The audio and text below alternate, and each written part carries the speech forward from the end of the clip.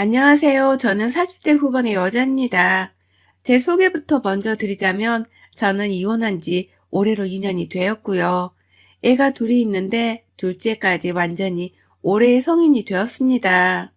제가 이혼하던 때 첫째는 대학생이었어도 둘째 아이가 고등학교에 재학 중이어서 공부에 한참 민감할 때였는데 그때 제가 유일하게 제 이혼을 죄스럽게 느꼈던 건 바로 둘째 아이 때문이었고 그 외에는 정말 아무것도 신경 쓰이던 게 없었죠. 빨리 이혼을 해서 이 남자, 정확히는 이 집구석에서 벗어나야겠다는 생각뿐이었어요. 장성한 아들들을 둘이나 놔두고서 이제 막 아이 교육에 탈피를 하고서 자기 인생을 즐겨야 할 때 왜 이혼을 한 거냐며 절 이해하지 못하는 지인들도 많았습니다. 조금만 버티면 둘째 아이도 대학에 들어갈 텐데 왜 더 기다려보질 않고서 지금 하필 이혼을 하려 하냐면서 저희 친정엄마도 저를 나무라셨어요. 저에겐 친정엄마한테조차 말하지 못한 사연이 있었습니다. 표독스럽다 못해 꿈에도 나와 저를 괴롭히는 시어머니의 시집살이를 제가 도무지 견디지 못했기 때문에 이혼을 결심했던 거였거든요. 저희 시어머니는 야망이 참 야무진 분이셨어요. 보통 저희 어머니 또래의 옛날 분들, 자식들을 잘 키워놓은 것을 인생의 업으로 여기고 사셨잖아요. 저희 친정엄마도 마찬가지셨고요. 딱히 본인의 직업을 가지고 있지 않은 이상은 자식들이 커서 결혼하고 손주 나와 얼굴을 보여주는 그 맛에 행복을 느끼고 사셨는데요. 제 시어머니는 전혀 그런 쪽이 아니셨어요. 자식들을 잘 키워서 서울까지 대학을 보내고 직장 잡으라고 자리 잡고 살게까지 만드셨는데 그보다 더 큰 욕심을 가지고서는 자식들에게 늘상 영향력을 발휘하셨답니다. 내가 너희들을 이만큼 키워놓고 서울에 자리 잡고 살기까지 했으니 적어도 집집마다 내 방 하나 정도는 만들어 놓고 1년에 한 달씩이라도 번갈아 가면서 날 거두고 보살펴달라는 소리를 눈 하나 깜빡하지 않고 뱉어내시는 양반이었어요. 자식 며느리 집에 방 하나 정도는 당연히 받아야 할 존재라고 스스로를 생각하시는 야무진 분이셨죠. 저희 어머니께서는 제 남편을 포함해서 아들 둘에 딸 둘, 총 4명의 자식을 낳으셨습니다. 저희 남편은 그 중에서 둘째 아들이고요. 남편의 얘기를 들어보니까 시아버지는 젊으실 적부터 밖에서 자식들 키울 돈을 벌어온다면서 굉장히 바쁘게 사셨고 또 그런 만큼 굉장히 무뚝뚝하고 가부장적이셨다고 해요. 집에 오면 살림 하나 거두려고 하질 않고 본인이 돈을 벌어오는 것에 대해서 할 일을 다 하고 산다고 생각을 하셨던 분이셨던 것이죠.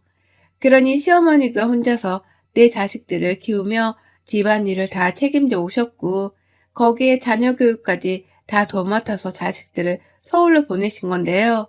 시어머니는 그에 대한 자부심이 상당한 듯 보였어요. 그 도가 너무 지나친 바람에 자식들도 하나같이 시어머니의 행동을 부담스러워 했고요.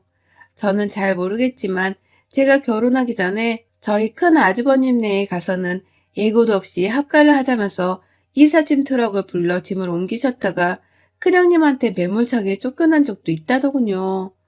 그 바람에 시어머니는 급한 대로 결혼을 한 여동생이랑 자취를 하고 있던 남편의 자취방으로 피신을 오셨고 그 좁은 집에서 하루도 못 버티시다가 다시 시댁으로 내려가신 적이 있었다고 합니다. 뭐 이런 무대뽀에 시어머니가 다 있나 싶으시죠? 저도 그랬거든요. 하지만 결혼을 해서 겪어보니 무작정 이삿짐 트럭을 부르셨던 어머님의 모습은 아주 양반이었어요. 그보다 더한 것들을 결혼하고서 지금껏 무려 20년이 넘는 시간 동안 지속하셨죠.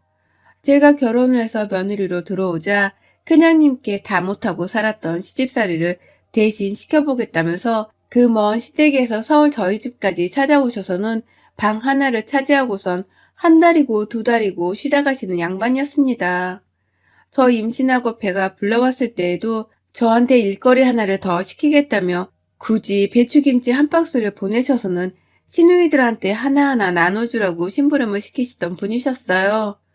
멸치를 한 박스 보내셔서는 멸치똥까지 다 빼고선 가루로 갈아서 시누이들한테 나눠주라고 하신 적도 있었고, 굳이 당장 필요가 없는 마늘 한 박스를 보내서는 또 시누이들을 나눠주라 하기도 하셨죠.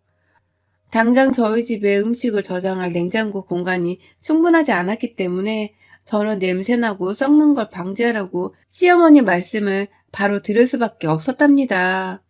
그런 식으로 대학에 다니고 있던 시누이들의 뒷바라지를 결혼하고 난 후 같이 서울에 살고 있던 제가 다 했어요. 큰형님은 시어머니가 뭘 하든 바쁘다며 무시를 하고 모른 척을 했는지라 어머님의 화살은 계속해서 만만한 저에게로 쏠릴 수밖에 없었습니다. 그러다가 결혼 4년 차에 형님이랑 시어머니가 아예 대판 싸우시고는 형님께서 시어머니를 다시는 안 본다며 통보를 하고 난 후 어머님은 더욱 모질도록 저를 괴롭히셨네요. 둘째 며느리인 저마저도 자신을 모른 척하면서 안 보겠다고 할까 싶어서 더욱 근엄하고 무섭도록 저에게 시집살이를 시키셨어요. 제가 겁을 먹고 대들지 못하도록 하기 위해서 말입니다. 성격 자체가 화를 막 내지도 못하고 그냥 수동적이었던 저는 형님이 너무 부러웠고 또 살면 살아볼수록 형님의 선택이 옳았다는 것을 더 절실히 깨달았어요. 시어머니는 며느리를 사람으로 대접해주지 않는 분이시기에 차라리 안 보고 사는 게 정신건강에 좋다는 것을 깨달아간 것이었죠. 하지만 남편은 점점 자기 아버지를 닮아가는 건지 일하느라 바쁘다며 저를 나몰라라 하고 아이들을 아이들대로 아들들이라서 그런지 자기 공부를 하고 자기 인생을 사는데 더욱 신경을 쓰고 살더라고요. 그 가운데에서 저 혼자 남아서는 자꾸만 연락해오고 집으로 찾아와 제 마음을 들쑤시는 시어머니를 상대해야 했습니다. 제 나이가 40이 훌쩍 넘어서까지도 시어머니의 시집살이는 계속되었고요. 음식을 만들어 나눠주고 생일상까지 차려주라고 하는 등 어머니께서는 결혼해서 잘 사는 시누이들의 뒤치다거리를 최근까지도 제게 심부름시키셨어요. 큰 며느리가 아직도 연락을 안 하려고 하니 네가 대신 큰 며느리 역할을 다 해야 하는 거다. 네 도리는 똑바로 하고 살아. 라고 하시면서 오만 시댁 식구들의 뒤치다거리는 저에게 다 일임을 하셨어요. 하다못해 시누이 아들의 선물을 골라 사서 보내주는 잡일까지 말입니다. 그런데도 불구하고 제 남편이나 시누이들은 싸가지가 없어서는 고맙단 말 한마디도 제대로 하질 않았죠. 심지어 가장 막내인 작은 시누이는 제가 자신의 종이라도 되는 줄 아는 건지 때만 되면 저한테 연락이 와서는 김치 안 줘요? 멸치 안 줘요? 라고 하면서 음식 보내주는 걸 아주 당연스레 생각하기 시작했답니다. 그 소리를 몇 번 들으니 저도 이게 얼마나 심각한 상황인 건지를 알겠더라고요. 내가 진짜 이 집구석에 딱 그 정도밖에 안 되는 존재이구나 싶었던 것이죠. 그나마 유일하게 저를 이해해주는 건 큰형님 한 사람뿐이었습니다. 아직도 그러고 사냐고 빨리 시어머니랑 인연을 끊으라고 닥달을 하면서 유일하게 제 마음을 헤아려 주시는 분이 바로 형님이셨죠. 형님께 그런 소리를 몇 번 듣다가 결국 제가 이혼을 했어요. 형님이 그만 좀 사서 고생하고 살라고 하는데 생각을 해보니까 형님이 너무 부럽더라고요. 아주버님은 형님을 위해서 자기 엄마랑 와이프가 결혼을 하고 살아도 그냥 다 이해를 해주고 편을 들어주면서 살고 있는데 왜 우리 남편은 내가 힘든데도 불구하고 날 일이 나몰라라나 싶어서 말입니다. 미운 건 시어머니였고 원망은 남편에게 했었네요.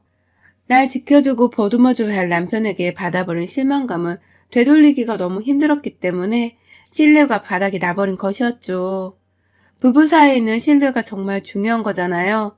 그렇게 결심을 해버리고 난 후 지난 20년이 넘도록 하고 싶다고 생각을 했던 이혼을 행동으로 옮긴 건 쉬웠답니다. 너무나 단호히 이혼을 해야 했기 때문에 남편에게 독하도록 고집을 부렸고요.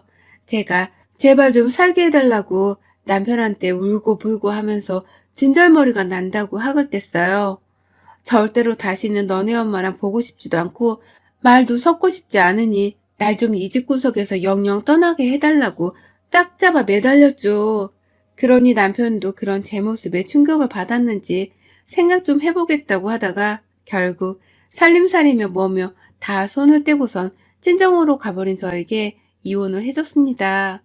그렇게 이혼녀가 되어버리고 나니 제 속은 정말 거짓말처럼 편해졌고요. 결혼 생활 내내 고구마를 100개는 먹어 쌓아둔 것 같이 속이 답답하고 죽겠더니만 이혼을 하고 나니 그 속이 뻥 뚫려버리더라고요. 당장 저 혼자 먹고 사는 게 문제였지만 다행히 친정아버지가 가게 일을 하시던지라 제가 거기 나가서 아르바이트를 하며 푼돈이라도 벌어볼 수 있었고 모든 건 잘 풀려갔습니다. 한동안은 아이들에게 미안한 마음이 컸지만 그마저도 제가 살 것 같으니 다 괜찮아 보였어요.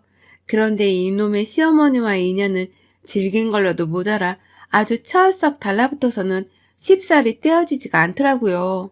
이혼하고서 얼마 지나지 않아서 코로나가 터졌는데 아버지가 하시던 식당에 손실이 좀 있었어요. 운영을 잘 하지도 못하게 하다 보니까 손님이 당연히 줄어들 수밖에 없었고 여러 가지 복잡한 상황들이 많았습니다. 이혼을 한 마음에 가벼움도 잠시 아버지 사업이 걱정이 되어서 또 마음 한켠이 불안해졌는데 정말 핸드폰을 보고도 믿겨지지가 않았네요. 시어머니가 전화를 걸어오셨더라고요. 이혼하는 마당에 너무 정신이 없어서 제가 미처 그 번호를 차단해야겠다는 생각을 못했었는데 어머님이라고 적힌 번호로부터 전화가 걸려왔어요. 이혼하던 당시에 미안하다 사과 한 번 없었던 양반인데 전화를 해선 그러더라고요. 네 시아버지 아프시다 병원에 좀 와라 라고 말입니다. 이젠 시아버지도 더 이상 아닌데 병원에 오라는 건 당초에 무슨 소리이신 건지 정말 짜증이 났죠. 근데 또 제가 미련스럽게 그 병원에 갔어요. 아버님 상태가 오늘 내일 한다고 하길래 더 위독해지기 전에 A이상 인사는 드려야 할 것 같았거든요. 하지만 겨우 한번 들렸던 그 병문안으로 인해서 저는 시어머니의 전화를 그 후에도 자주 받아야만 했답니다. 네 시아버지가 괜찮아졌는데 또 위독해지셨다. 와서 인사해라. 라고 하면서 또 한 차례 인사를 오라고 하는 연락을 해오기도 하셨고 급기야 네 시누이 지금 애 때문에 바빠서 병원에 못 온다고 하는데 네가 좀 대신 와라. 라고 하면서 시아버지의 병실에 자리를 지킬 사람으로 저를 부르기도 하셨어요. 너무 당연하도록 시누이 혹은 네 시아버지라는 호칭을 쓰면서 저를 여전히 며느리인 취급을 하셨고요. 그리고 전 당연히 이런 시어머니의 부름에 단 한 번도 찾아가지 않았습니다. 처음 병문안을 A상 찾아갔었으나 그 후에는 제가 또 찾아갈 이유가 전혀 없었고요. 그래도 시어머니가 언젠가 나한테 시집살이를 한 것에 대해서 미안하다고 사과를 하실 줄 알고서는 전화를 잘 받았는데 역시나 사과는 한마디도 없었습니다. 늘 시아버지 병문안을 오라는 뻔뻔한 소리일 뿐이었죠. 그러니 저도 그 짓을 거의 5번이 넘도록 받다가 시어머니의 번호를 칼같이 차단해버렸어요.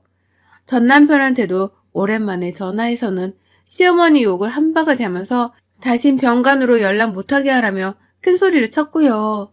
그러다가 지난 11월 첫 주 시아버지가 돌아가셨어요.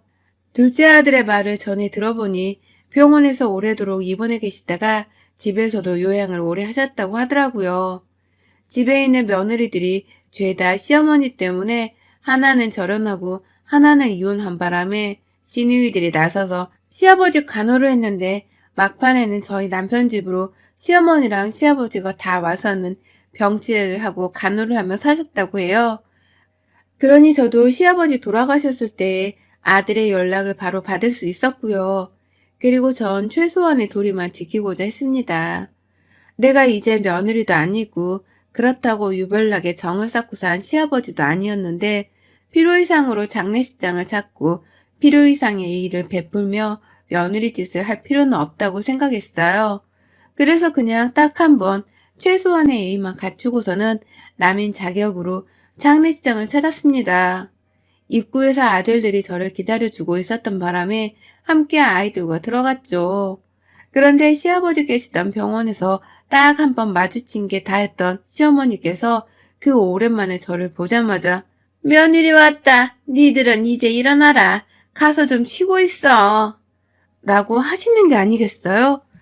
그러더니만 옆에서 상을 차리면서 앉아있던 시누이들한테 일어나라고 손짓을 하는데 시누이들이 진짜로 자리에서 일어나는 겁니다. 저를 보며 인사도 대충 하고 무슨 짐을 맡기려는 사람인 들 마냥 사람들 오면 인사는 하세요. 앉아있지 말고. 언니 입힐 상복은 어딨어? 라고 하는데 순간 이게 뭐지 싶었어요. 난 당연히 조문객으로 장례식장에 참석을 한 건데 나를 아직도 이직부석의 종노릇을 한 며느리로 아는 건가 싶어서 확 돌아버리겠더라고요. 그 와중에 인사도 대충 해대는 시누이들의 뻔뻔한 얼굴이나 나를 또 어떻게든 부려먹어 보려고 상복을 열심히 찾아다니는 시어머니 얼굴을 보니 토가 쏠려 나오는 것도 같았고요. 그래서 저는 상복을 찾아 산만리 중인 시어머니를 뒤로 한 채 싸가지 없는 시누이들한테 먼저 말을 했어요. 내가 상복을 왜 입어요? 내가 이 집이랑 무슨 관계가 있다고 상복을 입으래? 라고 말입니다. 그러자 남편도 제 아이들도 그리고 시누이들도 순간 1초 정도 당황을 하더라고요. 제 말이 너무나 맞는 말이었으니까 자신들도 순간 이러면 안 되는 건가 싶었던 것이죠. 그리고 전 이 사람들이 날 아직도 쥐들 따까리로 아는 거야? 아직도 그 버를 못 고쳤어? 집안에 있는 며느리 둘이랑 쌩을 까고 살아놓고서 아직 그 버릇을 그대로 가지고 있는 거야? 라면서 제 차 시누이들 향해 기가 차서 말도 안 나온다며 헛웃음을 지어 보이니 뒤에서 시어머니가 갑자기 저를 향해 큰 소리를 내면서 뛰어왔어요. 너 왜 웃어? 장례식장에서 누가 웃으래? 라고 말입니다.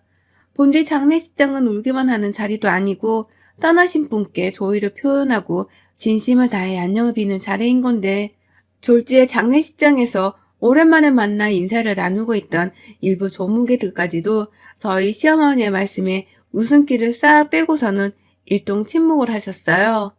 시아버지가 그리 대단한 분도 아니셨고 존경받고 사랑받을 만한 인성을 가진 분도 아니셨는지라 거기 있던 대부분의 조문객들은 단지 예의를 갖추기 위해서만 장례식장을 찾은 것이었거든요. 저도 당연히 그랬고요.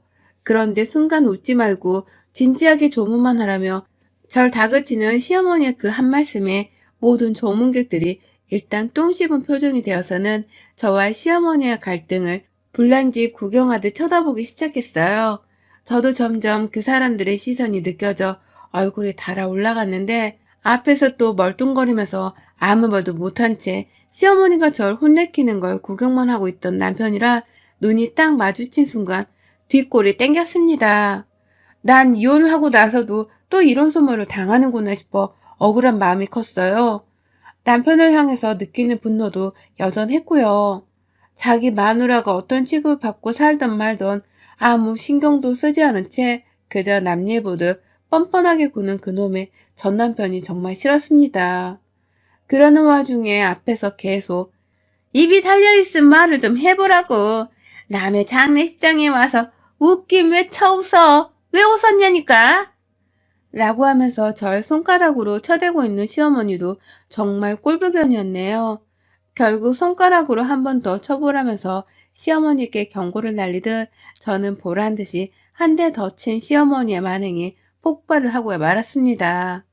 남의 장례식장에 와서 왜 웃었냐고? 말 한번 잘했네요.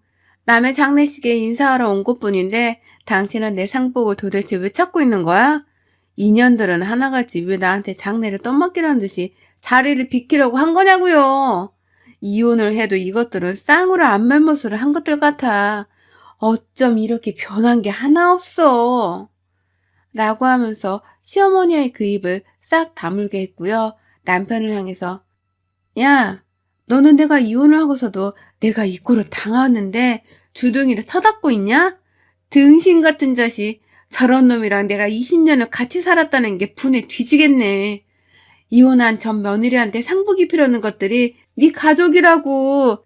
정신 좀 차리고 쪽팔려 할 줄 좀 알라고. 라고 소리를 치며 장례식장을 아주 그냥 난장판으로 만들어버렸어요. 홧김에 남편한테 달려들어서는 입이 있음 말 좀 해보라며 가슴팍을 쳐대기도 했고요. 돌아가신 시아버지 영정 앞에서 내가 왜 이혼을 하고서도 이런 취급을 당해야 하냐고 라면서 원망의 소리를 내질렀죠. 그러다가 시어머니가 제 뒤통수에 대고서 야, 이혼을 했든 말든 네가 며느리는 며느리인데 장례는 치러야 할 거 아냐. 상복 입고 좀 도와주라는데 그게 뭐가 문제라고 이 사단이요. 저거 진짜 또라이 아니냐? 야, 너 혼자 이 장래 다 치러. 지금 네 시아버지 앞에서 경우가 없게 군 거 싹 다 빌고 가. 알았어? 라고 말을 하며 시누이들을 데리고 나가려 하는 그 모습에 분노가 들끓었어요. 자신도 조문객들 눈치가 보이는 건지 최대한 빨리 저한테 장례를 맡기고 장례식장을 도망쳐 나가려 하는 듯 보였고 그 모습에 저는 더 열불이 났답니다. 나 며느리 아닌데 왜 자꾸 나한테 장례를 맡기려 하냐니까? 라고 하면서 나가는 시어머니부터 시누이들의 상고 치맛자락을 잡고서는 줄다리기를 하듯이 잡아당겼어요. 잡아당기다 힘이 너무 셌는지 첫째 시누이는 뒤로 나자빠지고 시어머니는 민망스럽게 뭔 짓이냐면서 조문객들 눈치를 또 살살 보면서 저를 진정시키려 하는데 저는 그냥 시어머니를 그 자리에서 더 잡아당기고서는 가족들이 서 있는 그 자리로다가 어머님을 딱 세워뒀습니다. 아줌마 정신 차려요. 나 당신 며느리 아니고 당신 아들 이혼한 지 벌써 2년이야. 지금 죽어 누워있는 사람은 당신 남편이라고. 상을 치를 거면 당신 자식들한테 교육 똑바로 시켜가면서 치러요. 벌써부터 딸년들한테 장래까지 며느리한테 맡기려는 시집살이를 보이지 말고. 알겠어? 인사 한번 하러 왔더니만 인연들이 쌍으로 나한테 장래를 맡기려 하네. 하나같이 20년 전이나 지금이나 정신 못 차리고 사는 건 여전해. 진작에 이혼하고 떨어져 나오길 잘했지. 아휴, 아찔해. 내가 저 집 구석에서 더 살았을 거라고 생각하니 아찔해 죽겠다. 라며 장례식장을 뒤집어 놓을 만큼의 격령과 소리를 질러가면서 시어머니와 시누이들을 향해서 발악을 했어요.